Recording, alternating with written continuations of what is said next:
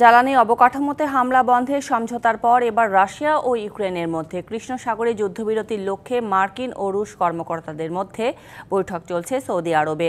ইউক্রেনীয় এবং মার্কিন প্রতিনিধি দলের মধ্যে এক দফা আলোচনার কয়েক ঘণ্টা পরই রিয়াদে এই বৈঠক হচ্ছে।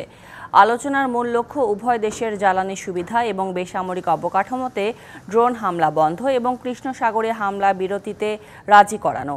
এদিকে ইউক্রেন এবং রাশিয়া উভয়ই একে অপরকে রাতারাতি ড্রোন হামলা চালানোর জন্য অভিযুক্ত করে লড়াই চালিয়েই যাচ্ছে। রাতভর রাশিয়ার সেনারা বিভিন্ন স্থাপনা লক্ষ্য করে ৯৯টি ড্রোন ছুড়েছে, যার ৫৭টি ভূপাতিত করার দাবি করেছে কিয়েভ।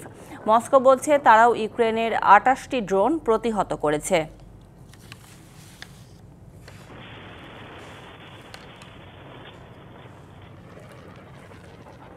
উৎসবের খুশি হবে নগদে বেশি, কারণ ঘন্টায় ঘন্টায় আছে গিফট জেতার সুযোগ।